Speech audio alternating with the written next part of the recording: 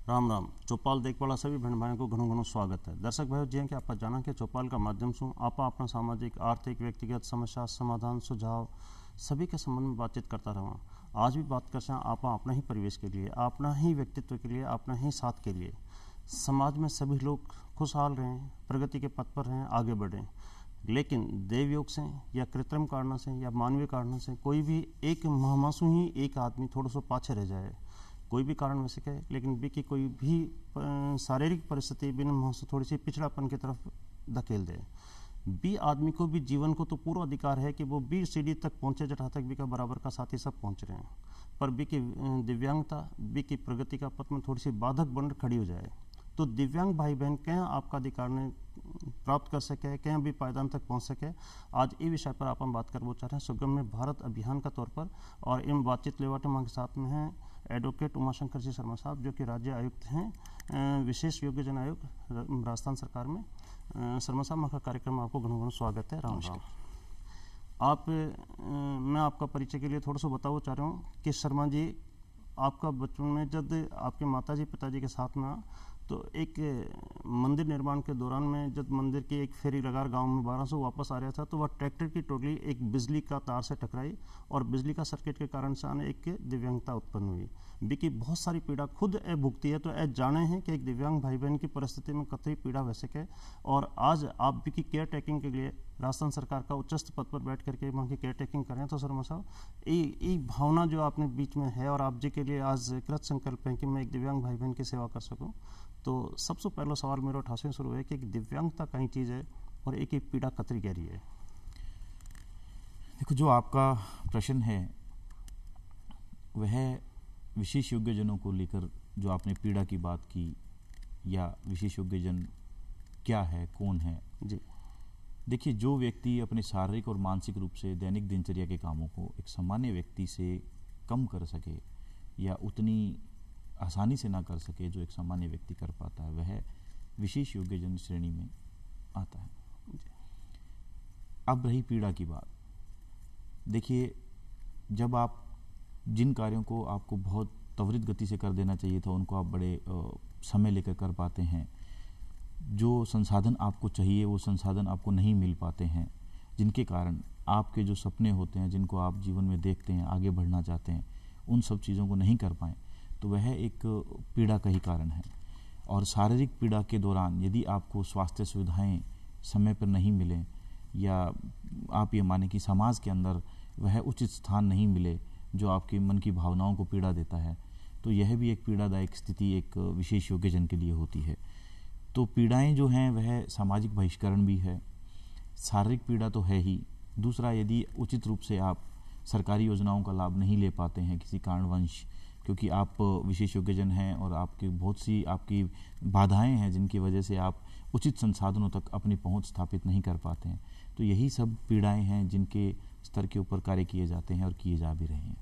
शर्मा साहब, दिव्यांग भाई बहनों की परिस्थिति में देखता हूँ और पूरा विचार के बाद में भारत सरकार ने एक अभियान करे, सुगम्य भारत अभियान शुरू करो और राज्य की जिम्मेदारी के साथ भी ना आगे बढ़ावा कि आप कार्यवाही कर रहे हैं जिसके लिए कि आपने राज्य सरकार भी के लिए प्रयास कर रही है। तो भारत सरकार को जो अभियान है सुगम्य भारत अभियान, वो एक अभियान के तौर पर माँ के बीच में है, इनमें कई एक्टिविटी करी जा रही है और सरकार इनमें कई उद्देश्य ले चल रही है। देखिए, सुगम्य भारत अभियान समान अवसर की दिशा के अंदर विशेष योग्यजनों के लिए चलाया जा रहा है, जिसके अंदर इसके कुछ 3 अलग अलग उद्देश्य जो निर्धारित किए गए हैं, जैसे आपकी परिवहन प्रणाली, भौतिक पर्यावरण और वहीं सूचना एवं संचार की तकनीक, जिसके तहत हर तरीके से विशेष योग्यजन भाई बहन सभी सुगम्य रूप से इन व्यवस्थाओं का लाभ ले सकें। हम सुगम्य भारत अभियान की बात करें उससे पहले मैं आपका थोड़ा सा ध्यान आकर्षित इतिहास के पन्नों में ले जाना चाहूँगा। आज आप और हम जो संचार कर रहे हैं या जो बात इस चौपाल कार्यक्रम में कर रहे हैं, वह हमारे संविधान के प्रदत्त अधिकारों के तहत कर रहे हैं। उन संविधान प्रदत्त अधिकारों के अंदर ही जब संविधान की प्रस्तावना पे मेरी नज़र जाती है तो मैं वहाँ देखता हूँ कि वहाँ आपको सामाजिक, आर्थिक और राजनीतिक न्याय और समानता के अवसर सुनिश्चित करने की बात कही गई है। जब उसको देखते हैं संविधान के अंदर, इस कोर बात को हम पढ़ते हैं, तो इसी मूल संकल्पना को साकार करने के लिए 1995 में समान अवसर अधिकार अधिनियम विशेष योग्यजन भाई बहनों के लिए लाया गया। और जब आप समान अवसर अधिकार अधिनियम की बात करते हैं तो वही मैंने जो अभी आपको बात बोली प्रस्तावना में जो परिलक्षित होती है उसी की मूल संकल्पना यहाँ पर निर्धारित की गई। वहीं जब हम थोड़ा सा आगे चलें तो इसी एक्ट के अंदर 44, 45 और 46 नंबर जो हमारा आर्टिकल है, इसमें जो धाराएं दी गई हैं 1995 एक्ट के अंदर, वह हमें विभेदीकरण को प्रतिषेध करता है। यह बहुत ही खूबसूरत एक आप यूं कहें कि एक्ट बनाया गया हमारी भारत सरकार द्वारा कि सामाजिक रूप से आपका बहिष्करण विभेदीकरण को आपका ये प्रतिषेध कर रहा है। तो आप समान अवसर प्राप्त करते हैं। उसी सुगम्य भारत अभियान जो है इससे कैसे जुड़ा हुआ है इन सब चीज़ों से, मैं उसी की तरफ आपको थोड़ा बताना चाह रहा हूँ।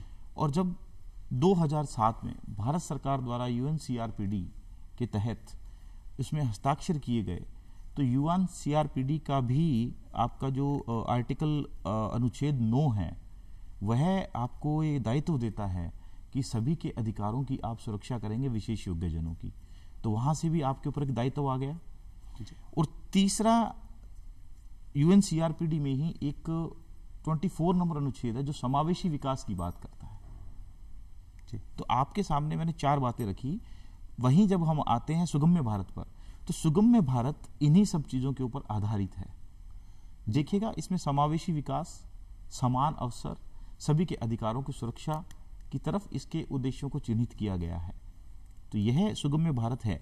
इसी सुगम्य भारत के अंदर जब हम बात करेंगे आपके संचार सुविधा की, जब संचार सुविधाएं अच्छे से होंगी तो कोई भी एक विशेष योग्यजन भाई जब रेलवे स्टेशन पे जाता है या बस स्टॉप पे जाता है तो वहाँ पर वो समय सारणी को अच्छे से पढ़ सके कि कितने बजे उसकी ट्रेन जाएगी या बस जाएगी। यह सब सुविधाएं इसके अंदर दी गई हैं। समान अवसर की धारणा संविधान में दी गई और सबके लिए समान अवसर की धारणा मिले तो मेरे दिव्यांग भाई बहन भी पीछे क्यों रहे। ये जिम्मेदारी ने अंतर्राष्ट्रीय स्तर पर भी विश्व स्वास्थ्य संगठन के तरीके से देखी गई और आज जिम्मेदारी भारत सरकार ने मिली कि सबसे बड़ा देश और सबसे बड़ा लोकतांत्रिक देश होगा की जिम्मेदारी के कारण से ई बात पर भी जोर दिया गया कि 18 का दिव्यांग भाई बहन जी की संख्या जनसंख्या का अनुपात के तरीका से ज़्यादा वैसे क्या तो बी की देखभाल करवा की जिम्मेदारी भारत सरकार की बतरी ज़्यादा है। भारत सरकार का इलेक्शन है ये सुगम्य भारत अभियान के तरह देखे गए जिसके अंदर के अपना 3-4 तरीका का ये अपना लक्ष्य उद्देश्य आपने तय कर रखे। सबसे बड़ी बात है कि जो भौतिक परिवेश अपना यदि अपना दिव्यांग भाई बहन की परिस्थिति पर बातचीत करा तो सबसे पहलो जो अपन को समस्या है बार घर से शुरुआत हुए, भौतिक परिवेश से शुरुआत हुए कि बिन पतो चले कि वो स्कूल में जा कौन सके, वो कोई बिल्डिंग में खुद का मकान में ऊपर नीचे कौन चढ़ सके, वो कोई चिकित्सालय में जाए तो चिकित्सा की दवा डॉक्टर साहब तक कौन पहुंच सके, डॉक्टर साहब से पहुंच जाए तो दवा की दुकान तक कौन पहुंच सके। यानी कि भौतिक परिवेश की सुगम्यता बहुत ज़्यादा ज़रूरत पर आधारित रही है। एक चीज़ के लिए आप भौतिक परिवेश ने सुधार के लिए एक एक्सेसिबिलिटी भी की, ईजी एक्सेसिबिलिटी यानी सुगम्यता बना बाटे आप कहीं प्रयास कर रहे हैं। देखिए भौतिक वातावरण जो है, भौतिक वातावरण का संबंध यहाँ पर स्कूल, कॉलेज, महाविद्यालय, अस्पताल, सरकारी भवन, निजी भवन, मॉल्स, सिनेमा हॉल सभी इसके अंदर आ जाते हैं जी। तो इस भौतिक पर्यावरण के अंदर जब तक एक विशेष योग्यजन व्यक्ति आ जा नहीं सकेगा तो मतलब वह सुगम्य नहीं है जी। तो इसी को सुगम्य बनाने के लिए अलग अलग तरीके की योजनाएं चलाई गई। जैसे राजस्थान सरकार के पास 90 भवनों के अंदर, राजकीय भवनों के अंदर इसके निर्माण का कार्य दिया गया था कि सुगम्य भारत अभियान के तहत इनके अंदर विशेष योग्यजन भाई बहनों के आने जाने की आवाजाही सुनिश्चित की जाए राजकीय भवनों में। तो 90 में से लगभग 80 से अधिक भवनों में सुगम्य जो अभियान था इसकी पूर्ति कर ली गई है ताकि एक विशेष योग्यजन भाई बहन अपने सभी कार्यों को, सरकारी राजकीय कार्यों को वह आराम से आ सके, जा सके, कर सके। मैं ये मानता हूँ कि राजकीय भवनों के अंदर निर्माण किए गए उसके साथ साथ कुछ नैतिक जिम्मेदारी हम सबकी भी बनती है, निजी संस्थाओं की भी बनती है। जब वे भवन निर्माण करें या कुछ भी करें तो विशेष योग्यजनों के लिए जो मापदंड निर्धारित किए गए हैं उनके रैंप के लिए, रेलिंग के लिए, जैसे कोई आज ब्लाइंड व्यक्ति जाता है तो उनके लिए अलग अलग तरीके से मापदंड निर्धारित किए गए हैं कि कितनी कितनी दूरी पर आप पैदल चलेंगे तो आपको कुछ देखने के लिए कुछ वहाँ पर होना चाहिए। तो वह सब चीज़ें निर्धारित की गई। तो वह मैं चाहता हूँ कि निजी संस्थानों की भी और मानवीय रूप से भी हर व्यक्ति की जिम्मेदारी बनती है कि जब भी हम ऐसा कोई निर्माण करें जो कमर्शियलाइज हो या जहाँ पर आवाजाही की हर व्यक्ति को जहाँ आना जाना हो, तो वहाँ पर इस तरीके की सुविधाएं की जानी चाहिए। जी, शुरुआत में शर्मा जी आपकी अनुमति से ये भी निवेदन करना चाहूँ कि शुरुआत बठासु है जब आदमी प्राथमिक विद्यालय में पढ़वा जाए, फिर वो मिडिल में जाए, कॉलेज में जाए, बट बिन पढ़वा में एक्सेसिबिलिटी नहीं हो तो वो तो पढ़वा में पिछड़ जाए। जब पढ़वा की शुरुआत कर ले तो बिन कंपटीशन का दरवाजा पर आना पड़े। जब वो प्रतियोगिता के दौर में बैठे तो बिन हर मॉल, हर सरकारी दफ्तर से आवश्यकता पड़े, हर सरकारी बिल्डिंग में, निजी बिल्डिंग्स भी आजकल बतरी महत्वपूर्ण होती जा रही है। जैसे भी आज व्यवसाय की अवसर की एक उपलब्धता है तो निजी बिल्डिंग्स भी बतरी महत्वपूर्ण है। तो निश्चित रूप से ये निजी और सरकारी दोनों की एक सामाजिक और सरकार की दोनों की जिम्मेदारी है कि एक एक्सेसिबिलिटी ने सुगम बनाई जाए। एक सुगमता की स्थिति फिर अपनी दूसरी बने संचार का साधन। संचार से पहले आप परिवहन का साधन की बात करें। परिवहन साधन एक अतरो जरूरी है कि आप देखो कि आज ग्रामीण भारत में यदि आप देखा तो सार्वजनिक वाहनों की बहुत कमी है, बट एक बस में 55 के बजाय 58 और 60 सवारी या 20 की कई बार तो बहुत ज़्यादा सवारी भी बैठ भी मावे। ऐसी स्थिति में एक दिव्यांग आदमी जो सड़क पर खड़े हो रहा है, आपको स्थान देख पाने की कोशिश करे, वो कहीं आपको स्थान प्राप्त कर सके, कहीं भी बस में बैठ और आपका गंतव्य तक पहुंच सके, ये एक बहुत बड़ी समस्या है। इन थे कहीं देख पा रहे और इन सुगम्यता बनावट आप कहीं तरीका से आप कार्य कर पा रहे हैं। देखो, जो परिवहन की बात है, परिवहन भी सुगम्य भारत अभियान के तहत इसको कवर किया जा रहा है जी। और वैसे भी हम सबको मालूम है कि जब हम किसी भी सरकारी बस में कहीं भी यात्रा करते हैं तो उसके लिए पहले से महिलाओं के लिए भी और विशेष योग्यजनों के लिए सीटों के आरक्षित करने की व्यवस्थाएं की गई हैं जी। तो वो सीटें आरक्षित उसमें रहती हैं कि यदि आप इस कोई समस्या की जैसे आप बात कर रहे हैं तो ज़रूरी ये है कि जो आरक्षित सीटें हैं उसको खाली रखा जाए। यदि कोई विशेष योग्यजन व्यक्ति आता है तो वो सीट तुरंत खाली कर देनी चाहिए। मैं फिर वही उस मानवीय पहलू पे आऊँगा कि कुछ नैतिकता हमारी भी बनती है। सरकारों ने इसके संबंध में प्रयोजन कर रखे हैं कि आपके विशेष योग्यजन यदि कोई बस में आता है या ट्रेन में आता है तो उसके लिए सीटें आरक्षित की गई हैं। तो वहाँ हम ये कह सकते हैं कि प्रावधान पहले से है। जरूरी यहाँ ये है कि हर व्यक्ति अपनी जिम्मेदारी को समझे कि जैसे ही वो देखता है कि विशेष योग्यजन भाई बहन कोई आ रहा है बस में या ट्रेन में और सीट पे यदि वो है तो खुद उस सीट को खाली कर पहले उनको उनका स्थान ग्रहण करने के लिए दे। और अभी थोड़ी देर पहले ही मैंने आपको कहा कि परिवहन की जो बात है, परिवहन के अंदर सुचारू रूप से हर चीज़ उसके बोर्ड्स अंकित होने चाहिए जहां विशेष योग्यजन उनको पढ़ सकें, उनको देख सकें और उनको समझ सकें कि हमारी लाइन कहाँ है, हमें टिकट कहाँ से लेनी है, या बसों में जाने के लिए हमारा गेट कौन सा है, ट्रेन में गेट कौन सा है। वह सारी सुविधाओं की पूर्ण तरीके से जानकारी परिवहन के अंदर होनी चाहिए। जी शर्मा साहब, परिवहन का साधन आपने 2-3 तरीका से जिन्हें आप विशेष तौर से ले सकेंगे, ट्रेन है, बस है और एयर ट्रैफिक की व्यवस्था की बात करें और बी में जुड़ी हुई सुविधाओं की बात करें। एक आदमी जब आप बैठ जाए तो एक टॉयलेट भी यूज करे सी, वो टिकट विंडो से टिकट लेवा की व्यवस्था भी यूज कर सी। बी के बाद में वो भी गंतव्य तक जा जो प्लेटफॉर्म पर बस लागेड़ी है भी बस में जा चढ़ बैठ सके। ये सारी सुगमता अपने साथ में होनी चाहिए। ये सुगमता ट्रेन में भी होनी चाहिए, एयर में भी होनी चाहिए और आपने लोकल ट्रांसपोर्ट बस में इवन सिटी और सिटी का ट्रैफिक का जो साधन है वहाँ में भी होनी चाहिए। इस सब ने आप सुनिश्चित करा। एक ठीक है कि आप एक बस में तो भी के लिए 2 सीट रिजर्व कर रखी है, ट्रेन में भी कर रखी है और बात मिल भी जानी चाहिए। वो बिल्कुल आप सही कह रहे हो कि ये मानवीय पहलू भी है और ये हमारी जिम्मेदारी भी है कि जब को कोई साथी दिव्यांग भाई बस में चढ़े तो बिना अपन बस सीट खाली कर देनी चाहिए। और यदि मैं कहूँ भी के पाछे और चढ़े तो एक साधारण आदमी ने वन प्राथमिकता से सीट देनी भी चाहिए। बिल्कुल। तो शर्मा साहब, मैं निवेदन करना चाह रहा हूँ कि और भी जो एमिनिटीज़ आपने साथ में के साथ जुड़ी हैं जिस पर के एक दिव्यांग भाई को हक है, या टॉयलेट्स का यूज़ है, बट बैठवा करवा की सुविधा के लिए है, रेलिंग है, व्हील चेयर है, असुविधाओं के लिए कई तरीका से आप काम कर पा रहे हैं। देखो, वही फिर बात आती है भौतिक वातावरण पे चले जाएं अपन वापस से पीछे।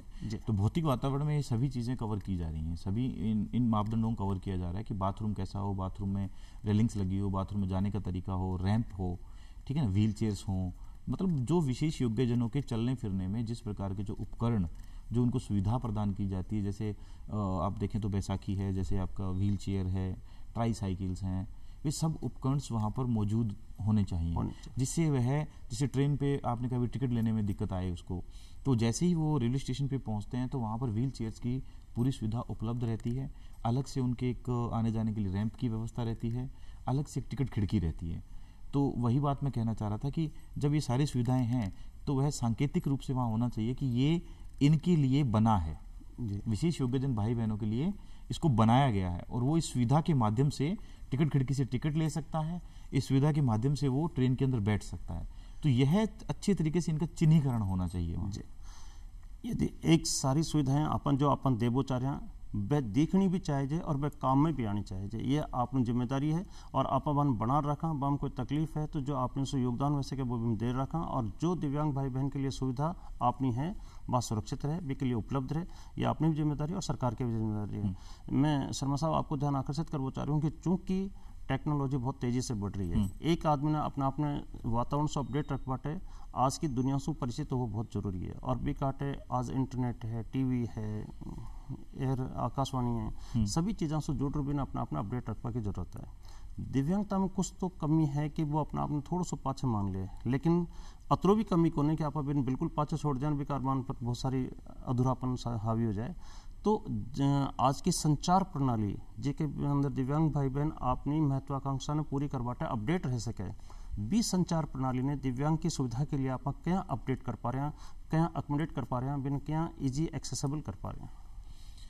देखो, पहले तो मैं ये कहूँ कि आपने कहा अभी कमी है जी, तो मैं आपको बताऊं कि जब मैं शब्द यूज करता हूं विशेष योग्य जन जी, तो वहाँ कमी आपको कहाँ परिलक्षित होती है मुझे नहीं समझ में आया, क्योंकि जी, विशेष रूप से जो योग्य होते हैं वो उन्हीं को विशेष योग्यजन कहा जाता वो है, विशेष योग्य, और उसका एक उदाहरण मैं खुद भी हूँ आपके लिए जी, कि आप मेरा साक्षात्कार ले रहे हैं, मैं खुद भी एक दिव्यांग हूँ। जी, तो तकनीक की जहाँ तक बात है, जो तकनीक आज आ रही है नई नई संचार माध्यम की या टीवी की, जो भी आपने बोला, लगभग सभी दिव्यांग भाई बहन इसको काम में ले पा रहे हैं। क्योंकि जिस पद पर मैं हूँ, बहुत से व्हाट्सएप ग्रुप हैं, बहुत से सोशल मीडिया पे, सभी पे मैं देखता हूँ, और मेल्स जो हमारे डिपार्टमेंट की जो मेल आईडी है उस पर सभी विशेष योग्यजन भाई बहन उन्हीं मेल आईडीज़ पे अपना मेल पहुँचा पा रहे हैं, व्हाट्सएप के माध्यम से संपर्क कर पा रहे हैं, और जैसे कोई पत्र व्यवहार भी करना है तो पत्र व्यवहार से भी वो संपर्क कर पा रहे हैं। तो ये जो कमियां हमें लगता है कि विशेष योग्यजनों के लिए है कि तकनीक का लाभ नहीं ले पा रहे, नहीं, ऐसा नहीं है। अगर तकनीक का लाभ नहीं ले पाते तो आज विशेष योग्यजन भाई बहन आईएएस नहीं होते, आज आरएएस नहीं होते, आज न्यायिक व्यवस्थाओं के अंदर जज की बड़े पदों पर नहीं होते, माउंट एवरेस्ट को जो चढ़ाई की वह नहीं कर पाते। ऐसे आज आप देखिएगा कि पैरा ओलंपिक्स में आज विशेष योग्यजन भाई बहन जितने भारतवर्ष के लिए या हमारे राजस्थान से गए हुए सभी पैरा खिलाड़ी जितने पदक लेकर आते हैं वह सामान्य लोग भी नहीं ला पाते।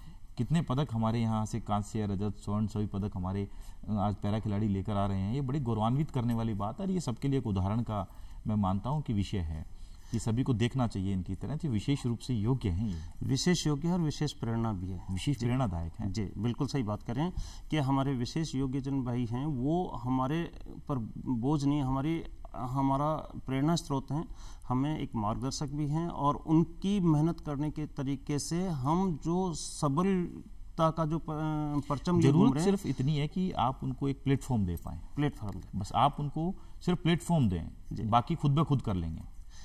तो शर्मा जी, शुरू होती है यहाँ से वापस अपनी कहानी कि एक व्यक्ति जब अपने जीवन की यात्रा शुरू करता है तो सबसे पहले भी जरूरत पड़े है शिक्षण की, और शिक्षण का पायदान पर एक दिव्यांग भाई बहन की जो भी विशेष आवश्यकता को दायरा है और जो सामान्य व्यक्ति ने पढ़ावा को तरीका है बिक अंदर बिन शिक्षण कई तरीका से उपलब्ध कराया जा सके और कई तरीका से बिन शिक्षा प्रदान करी जा सके। इन कोई भेदभाव है या भेदभाव नहीं है, और इन कोई यदि है तो भी दिव्यांग तक बिन इजी तरीका से कहीं पहुंचा सके। देखो, विशेष योग्यजन भाई बहनों को लेकर किसी भी प्रकार का कोई भेदभाव नहीं है कि शैक्षणिक व्यवस्थाओं में कोई भेदभाव किया गया हो, क्योंकि लगभग 18 साल की उम्र में मैं एक्सीडेंट से निःशक्तता से ग्रस्त हुआ था, और उसके बाद मैंने ग्रेजुएशन भी किया, मेरा आईएएस की तैयारी भी की मैंने, अधिवक्ता भी मैं बना, तो मुझे कोई ऐसी बाधा इसमें नहीं आई थी। और बहुत से मैं ऐसे लोगों को जानता हूं जो मैंने आपको बताया उच्च पदों पर बैठे हैं। तो अगर ऐसा विभेदीकरण होता शिक्षा को लेकर तो शायद लोग कामयाब नहीं हो पाते और इस क्षेत्र में आगे नहीं बढ़ पाते। फिर भी जो बहुत ज़्यादा जो लोग बिल्कुल स्कूल में नहीं जा सकते, उनके लिए भी सरकारों ने जो एमआर विद्यालयों की व्यवस्था की है, सभी सरकारें इसके लिए व्यवस्थाएं करती हैं। जो बच्चे होते हैं जो मानसिक विमंदता से ग्रसित हैं, उनको भी शैक्षणिक शिक्षा देने के लिए विशेष अध्यापकों की नियुक्ति के माध्यम से सरकार जो है वो उनको स्कूलों में दाखिला देकर उनको पढ़ाकर उनको स्वावलंबी बनाने की दिशा में कार्य करती है। एक शर्मा साहब, एक मेरा महत्वपूर्ण सवाल और भी है कि दिव्यांग होता ही समाज एक बहिष्करण की आप शुरू से बात करता रहे हैं। एक मानसिक रूप से समाज विकलांग है, मैं कहता हूँ समाज विकलांग है, जो दिव्यांग भाई बहन के प्रति एक सोचना अधूरी रखे। आप जैसे ही थोड़ी सी कोई कमी होती है तो हमारे समाज में सबसे पहले तो कोई ब्याह शादी की बात करा तो भी दिव्यांग को नंबर सेकंड कैटेगरी पर ले बन, तो एक साफ सुथरो फुटरो लड़को चाहे जी का शादी कर सके या एक फुटरी लड़की चाहे जी के साथ शादी कर सके। एक शादी विवाह की अवस्था में भी जो भेदभाव का साथ ही दिव्यांग भाई बहन के साथ में भी के लिए आपको कहीं करना है, इस समाज की जिम्मेदारी के लिए, सरकार की जिम्मेदारी के लिए। देखिए, ये तो एक आप यूँ कह सकते हैं कि एक व्यक्तिगत प्रश्न है जी कि कौन व्यक्ति किसके साथ शादी करता है या नहीं करता है। इस संबंध के अंदर आप और हम इसमें कुछ नहीं कर सकते ऐसा कि आपकी क्या पसंद है ना पसंद है। समाज की बहुत बड़ी जिम्मेदारी है, समाज की जिम्मेदारी है। उसके अंदर भी आप देखेंगे कि एक सुखद दाम्पत्य योजना सरकार द्वारा चलाई जा रही है, जिसके अंदर जब शादी विवाह करते हैं विशेष योग्यजन व्यक्ति तो उनको अनुदान दिया जाता है इसके लिए, ताकि प्रोत्साहित किया जाता है शादी करने के लिए अच्छे से उनको, और एक अच्छा जीवन यापन वो कर सकें। शर्मा साहब, एक और है कि जब आपने दिव्यांग भाई बहन आपने शुरुआत करे और बन कुछ एडिशनल एक सहायता की जरूरत पड़े, एक आदमी और तरीका से अफोर्ड कर पाओ, लेकिन दिव्यांग भाई बहन एक सहायता की जरूरत पड़े, सामाजिक सुरक्षा पेंशन और छात्रवृत्ति और पढ़वा की स्पेशल, ये सब जो प्रेरणादायक योजनाएं माँ की चल रही है वह दिव्यांग भाई बहनों के लिए कितनी उपयोगी है और आपका कटातक बंद दे पा रहे हैं। देखो, इसी दिशा में आपने एक सामाजिक बहिष्करण का जो प्रश्न किया था अभी जी, तो वो इन सबसे जुड़ा हुआ है। थोड़ा सा मैं बताना चाहूँ कि सामाजिक बहिष्करण के दौर के अंदर ही आज आप देखेंगे कि एक बाबा आमटे हुआ करते थे, जो आपको ध्यान हो महाराष्ट्र नागपुर से वो बिलोंग करते थे लोग, की उन्होंने डिग्री भी ली। बाबा आमटे ने 35 वर्ष की आयु के अंदर एक कुष्ठ व्यक्ति को देखा और कुष्ठ व्यक्ति को देखने के बाद एक आनंदवन नाम से एक आश्रम स्थापित किया और वहाँ पर उन कुष्ठ व्यक्तियों की देखरेख शुरू की, और फिर उन्होंने धीरे धीरे धीरे उन्होंने पूरे भारत के अंदर इनकी सेवाएं की और पूरा जीवन यापन अपना जो था समाज सेवा में बिताया। वह बाबा आमटे महात्मा गांधी, विनोबा भावे के विचारों से बड़े प्रभावित थे। और आपको थोड़ा मालूम हो तो 1942 में जब भारत छोड़ो आंदोलन चला था तो उन्होंने जो जेलों में बंद लीडर्स थे उनको निकालने के लिए वकीलों को भी संगठित किया था। तो बाबा आमटे वो थे कि जिन्होंने सामाजिक बहिष्करण को कुष्ठ रोगियों से समाज जो है उनको अडॉप्ट करे और उनकी सेवा में लगे। उसी दिशा के अंदर बाबा आमटे विश्वविद्यालय की स्थापना जामडोली में की जा रही है। जो बात आपने अभी कही मुझे शिक्षा की, ये सब चीज़ों की, रोजगार की आपने बात करी कि भाई वो किस तरीके से शिक्षित होंगे या किस प्रकार से रोजगार ले पाएंगे, तो ये जो बाबा आमटे विश्वविद्यालय है ये स्किल डेवलपमेंट पे भी ध्यान देगा और सिर्फ विशेष योग्य जनों को शिक्षित करेगा ताकि वे समाज की मुख्य धारा के अंदर जुड़ सकें।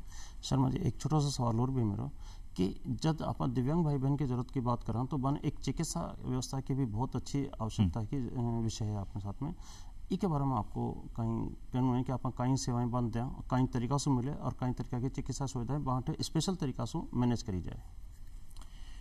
देखो, स्पेशल तरीके से मैनेज तो ऐसा नहीं होता कि विशेष योग्यजनों के लिए स्पेशल तरीके से कुछ मैनेज किया जाए। विशेष योग्यजन भाई बहन जब हॉस्पिटल्स में जाते हैं सरकारी सुविधाओं में या कहीं भी, तो उनके लिए अलग से होता है कि हाँ उनका सर्टिफिकेट बना हुआ होता है, सर्टिफिकेट के बेस पे उनका इलाज भी किया जाता है।